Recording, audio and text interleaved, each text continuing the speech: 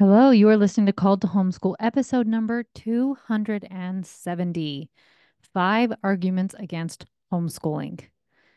Friends, how are you doing? I was researching the other day, just looking up different things homeschooling because that's what cool moms do, I guess, in their spare time. And I happened to come across an article called Five Arguments Against Homeschooling. And it doesn't say who wrote it, but it's from the site Masters in Teaching Degree. And I found these arguments against homeschooling to be such common arguments and such common concerns that I thought I would address them and do a full podcast episode against this because, for a couple reasons, I thought it was interesting. I just love to see both sides of things. So I actually don't mind reading stuff like this because I like to understand where people are coming from. Some fears they have, some concerns they have. I love actually knowing that. When we read about war, sometimes we will actually study both sides. So, one thing that we did that with was the Civil War of the US, and we read some variations of the war from the North, and we also read variations of the North from the South. And it's just so fascinating to get a full picture. So, this one's great for just to give understanding, but also, if maybe you have some of these concerns and some of these arguments, or if you have family members who are like, hey, I heard XYZ, and you would love to say, hey, check out this awesome podcast from my friend Meg. This will really help answer a lot of those questions and concerns you have. So I hope that this will be really helpful for you today. So the article starts with this paragraph. Homeschooling has become immensely popular in the West, with several million children now being homeschooled by their parents or in co op homeschools. But in spite of its surging popularity, homeschooling can be harmful to some children, their social development, and even their parents. Okay, let's pause right there. This isn't even the top five things. This is just already saying that homeschooling can be harmful to some children. Okay, that was interesting. I guess like just being alive can be having children, being raised by humans can be harmful to some children if you wanted to lump it in something like that. But I ended up doing is going down a rabbit hole of searching stats on abuse of homeschool kids and kids in public school and kind of looking at some of those things. So what I found was while most homeschooled children are not abused, homeschooling can be used by abusers to isolate children and to conceal abuse, which is so interesting. Yes, that totally can happen. I'm not trying to pretend that that can't happen. But from a kid who was abused, I was in the public school system. Nobody was checking in on me. If anything, I had terrible behavior issues because I was being abused so much and I just got in more trouble at school. And so just by thinking that by coming to a public school, like we're going to expose all these kids who are being abused is a ridiculous argument. Um, but let's see. So it's saying that it can make it harder for children to get help and report abuse. I don't see that it was any easier being in the school system to report abuse. But it's interesting because statistically, homeschooled children are abused significantly less than children within public school just by their parents. So, according to the federal child abuse statistics, 0.3% of child abuse deaths involved homeschooled children, while 15.2% involved children who were not homeschooled. So the chances are are less likely that a child is abused by homeschooled parents. So it was interesting to saying it will be harmful to some children, and maybe the argument with that when homeschooled children's chances of being abused, the statistics of it, they are abused much, much less. So, a survey found that homeschoolers are 257% less likely to be sexually abused than public school students. I hope I say this right. According to Moranto in 2021, estimates of child abuse rates have declined in recent decades, even as homeschooling has grown. So, if you were arguing that homeschool kids are the ones getting abused, as more kids start to homeschool, those numbers are decreasing. In 2021, Dales found no clear evidence that states that relaxed homeschooling laws or bans have seen an increase in reported child maltreatment. So, what's crazy is a child is so much more likely to be abused just within the public schools, not even within their parents and in the home, but actually at the school. So, in a 2000 survey, the American Association of University Women reported 81% of students experience sexual harassment in school. 83% of girls have been sexually harassed. 78% of boys have been sexually harassed. And this could be from peers, it could be from teachers, it could be anyone. It says 38% of the students were harassed by teachers or school employees. So, just that little line they threw in that it could be harmful to some children. I'm not going to try to pretend um, that every family that homeschool is 100% safe from abuse. No, but the statistics are already showing that it is less likely for homeschoolers to be abused, sexually abused, any of those stats that I have shown, even as the homeschool number has increased, that the numbers of abuse has decreased. So just a really interesting to have that they threw in that statement that it is could be harmful when statistics show that it is less likely that they are abused by being at home. All right, so let's dive into the article now, because that was just part of the opening paragraph. So the very first thing, the very first argument against homeschool was financial strain. Now, this one is interesting because I think this one has a point to it. It is a sacrifice to decide to homeschool. I know some people call it a privilege, that like it's one of the things that you think you're better than other people because you homeschool. No, it's a sacrifice. And it's a sacrifice I would do again and again, a million times over. And so finances are one of the places that can be challenging. But just because something is challenging doesn't mean that you shouldn't do it.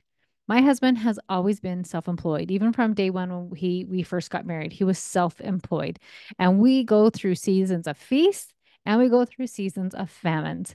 And what's crazy enough is some of the famine years of homeschool are our favorite because we had to get so much more creative of what we would do because we couldn't just go out to the movies or go out to eat. We had to be really creative. And so we went into the mountains a lot.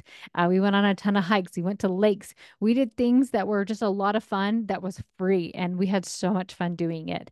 It made me really intentional with curriculum of making sure like I'm only going to buy something if I know we're going to love it. And so I didn't buy stuff willy-nilly. So I didn't have all this extra junk lying around the house that I was just really intentional with what we were going to use. What's interesting is I was looking at this with finances. So I started coaching how many years ago, and I don't even know that I could say I work part time. I work part time, so I still work not a whole lot of hours. But if I were to go work full time, especially when all my kids were home, I would have to put them in daycare, right? Especially until they were in school. And so I started looking up how much daycare costs. And so I'm sure every state is different. So I just had to find national averages.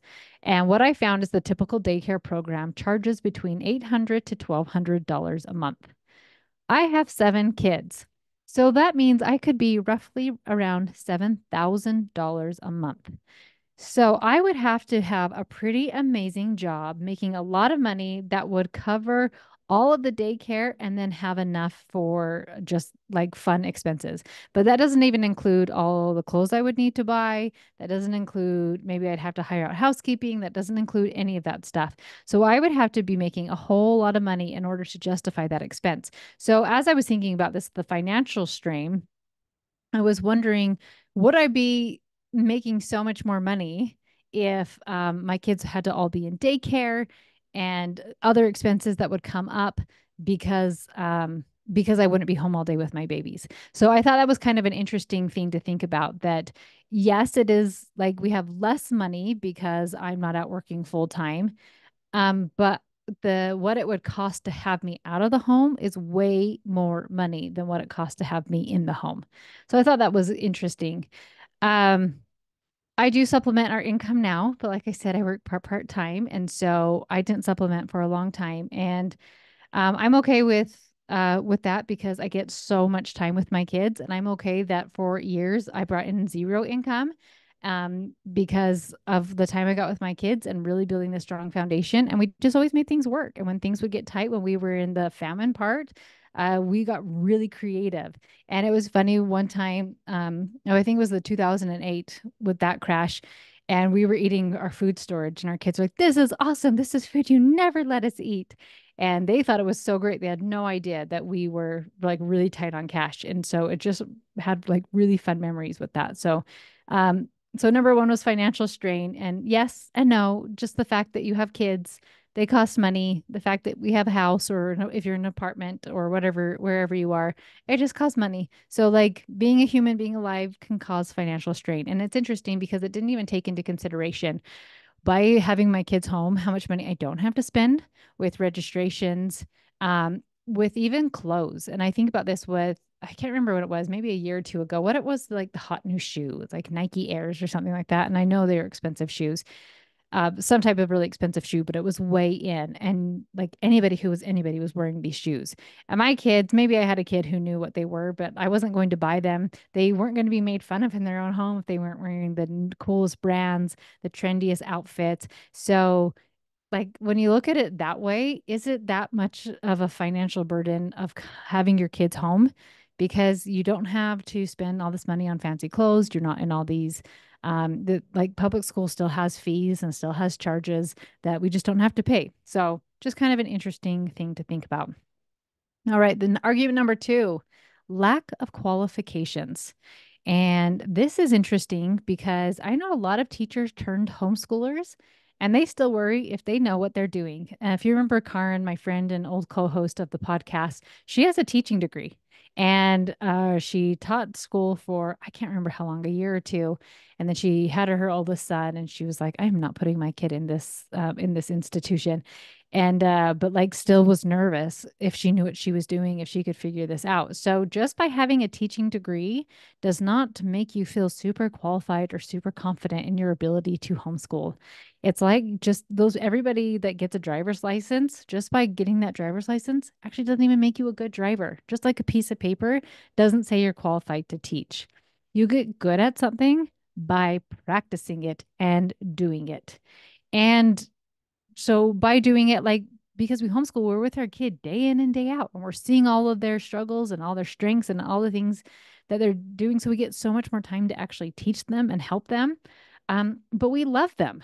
We know our child way more than any teacher is going to know them, and we love them more than any teacher is going to know them.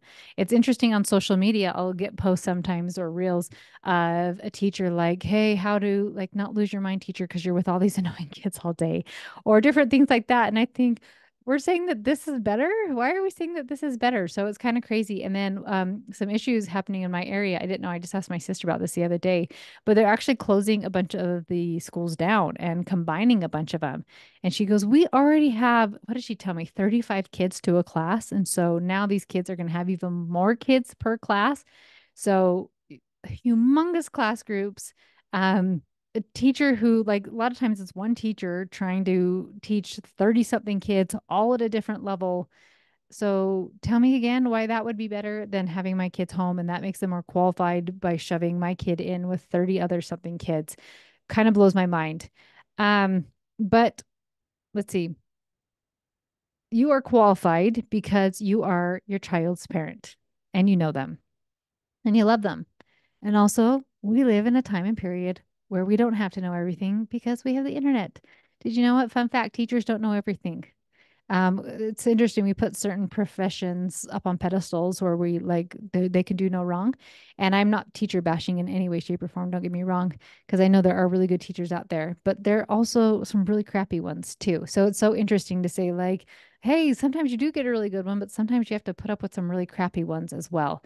So just by having this piece of paper does not make you qualified to teach. And because we have the internet, we can look stuff up.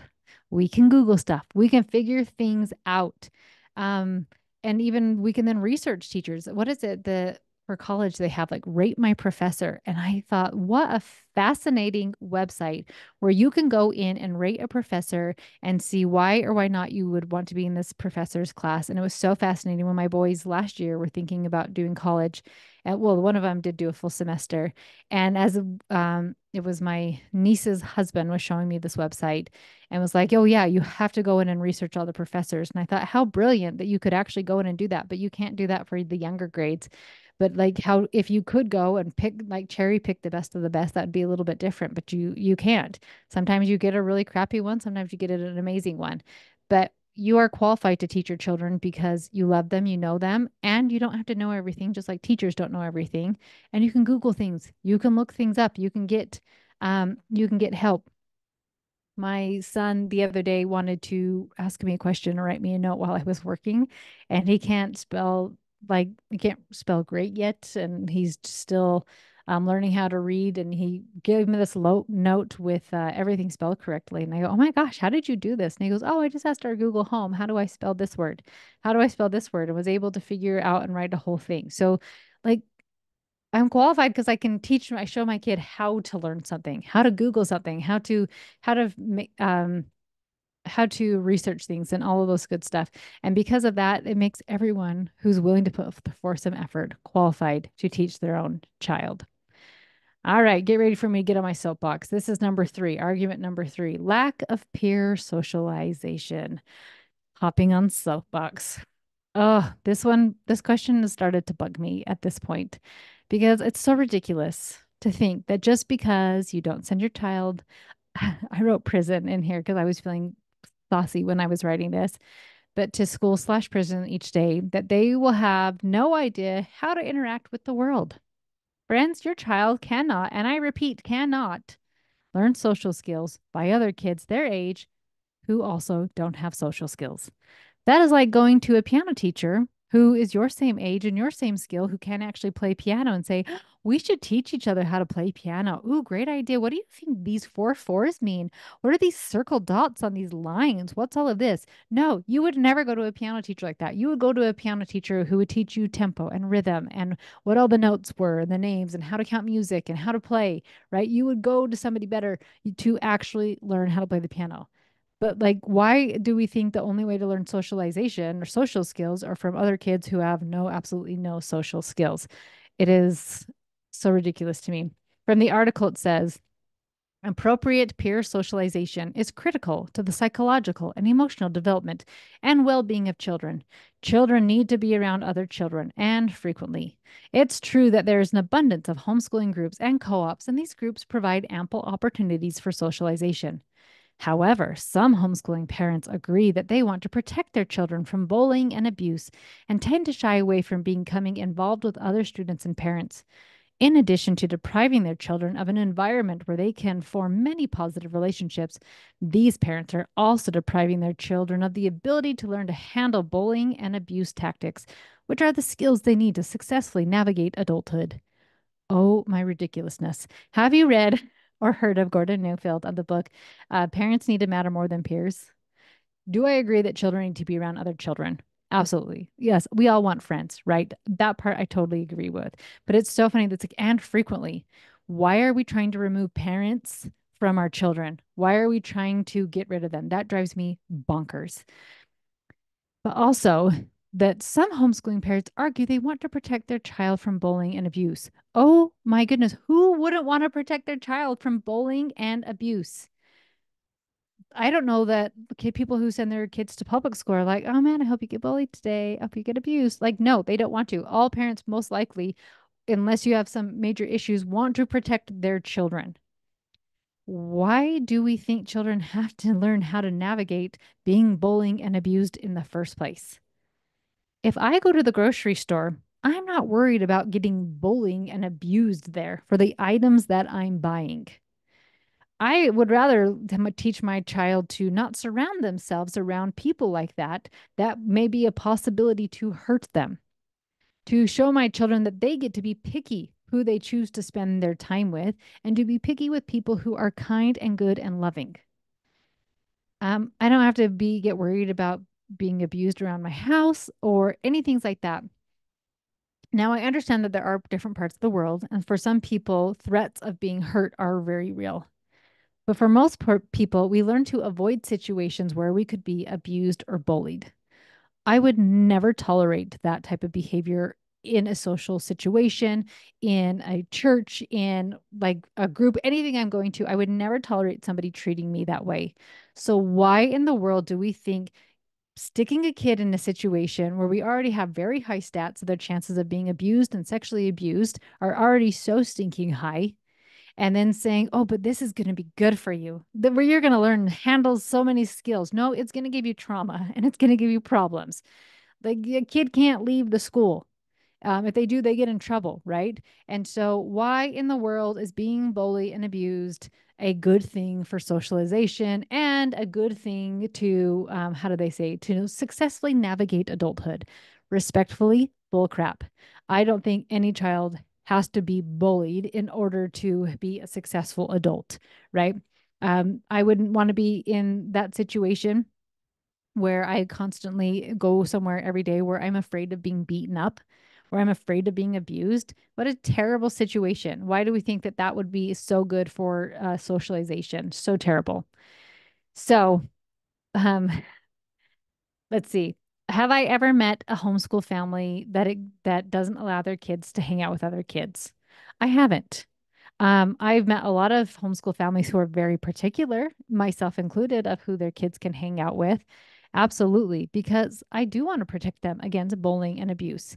But I also do let them sign up for extracurricular activities, and they are out in the real world. So maybe they'll be exposed to that in a situation, but then they will have the freedom to say, oh, this is not a safe place. Hey, mom, you signed me up for this, let's say, football class. What is it called? Flag football class, and this one kid is like out of control, and these are some of the behaviors. We could do something about it. But when it's done in a public school system, a lot of times your hands are tied and you can't really do a whole lot. Maybe you can get the kid in trouble for a little bit, but then your kid's just going to get picked on worse. So I could go on and on about the socialization nonsense, but I'm going to hop off my soapbox and head to argument number 4: development of over dependency. Okay, from the article, it says homeschooled children can develop codependency or overdependency on their parents rather than having a well balanced development of independence by spending time among their peers and around adults other than their parents. This can often result in the children being ill prepared to leave home as adults, to attend college or another post secondary institution, and can impact them professionally later on due to reduced decision making capabilities as a result of the lack of independence. Could this happen? Probably, possibly. Have I seen it happen? No, I haven't. When I look on social media and I see young 20-year-olds who are afraid of adulting, don't know how to adult, growing up is so hard. I can't move out of my parents' house. I don't know how to pay my own way. I've yet to see any of those kids be homeschooled. Maybe some of them are. I just haven't seen it.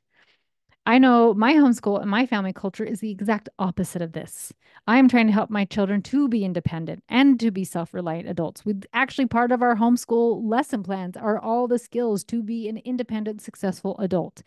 Learning how to defend yourself against a bully. I don't know how that makes you successful, but learning how all about finances and the in depths of the economics of the country, and knowing how to cook and clean for yourself and do your own laundry. Like those to me are just some of the things that help you be independent, not learning how to defend yourself against being abused at school. Um, let's see. Let's see. I am helping my children to be independent and self-reliant adults. And so far, friends, I'm doing a pretty good job because we got 4 adults and they're doing pretty darn good. So, yes, it could happen, but it could also happen anywhere. And so it's interesting to say that that would be something with homeschoolers, which is funny because I've never even seen that argument. And finally, number 5, excessive stress on parents. I did private school with my kids for 1 full month. My oldest was first grade. My next kid was kindergarten, a preschooler, and then 2 babies. That was way more stressful homeschooling that than, sorry, that was way more stressful of that month of private school that gave me the courage to homeschool because I said, this cannot be my life. Getting all my kids up, getting everybody dressed, like everybody got to eat, eat, eat, eat, like that hard rush. We got to drive to the school. Now we got to go drive home from the school. I got to help out at the school. We got to come back from the school. We got to do homework. We got to do an extracurricular activity. We got to run the family. We got to cook the meals. We're trying to make time for the family to do something fun. Oh, it was chaos. I hated it. I hated it so much, and it didn't even work. I can't imagine if I had a career on top of that, and I also had to get up really early and get ready for my job. Homeschooling lets us live a slower paced life, a life we enjoy so much more. Do we ever have stress? Yes, because we're humans and we live in the adult, like the real world, right? But we don't live in excessive stress because we have learned to be very intentional with the life that we want to live because nobody else is dictating our schedule. Nobody's telling us when we have to be somewhere, like what we have to do in our downtime. We get to be in charge of that. And to me, that's so much more empowering and so less stressful. we had our niece live with us a month, it was a couple months for it was several years ago, and her parents wanted her to stay in school, and I had to do the school thing. And I thought, this stinks. I hate everything about this. And people are like, oh, it's so easy. You just drop them off, and then you can do whatever you want. And I was like, but now I'm on somebody else's timeline, and that stresses me out. And it was so much more stressful to have somebody in school. So, like, excessive stress on parents to me, I think, well, I get like if you're really hung up on your lesson plans and whatnot, that could be stressful. But like abiding by the school's policies and rules and everything like that, so much more stressful. So, this was kind of a fun podcast to make. I got to research a ton of fun stuff with it of just like, I love homeschool so stinking much. So if you have somebody who is like, hey, what about socialization? Maybe you're like, oh, Meg, we'll get on our hot box, soapbox. I mean, or like, are you so worried about the stress or something? This is a great one for you to listen to over and over again. Like, okay, great. This is why I'm doing this. A great episode to send to family and friends who are maybe worried for you. And maybe that's coming from a loving place of like, hey, let me help you. Let me take care of you in this way. Um, but I hope that this will help you in your homeschool as we get ready for this new year. Friends, I would love to ask for you to help this podcast if you would head on over to Apple and give me a 5-star review so that more people can get help in their homeschool too. Love you, and I will talk to you next week.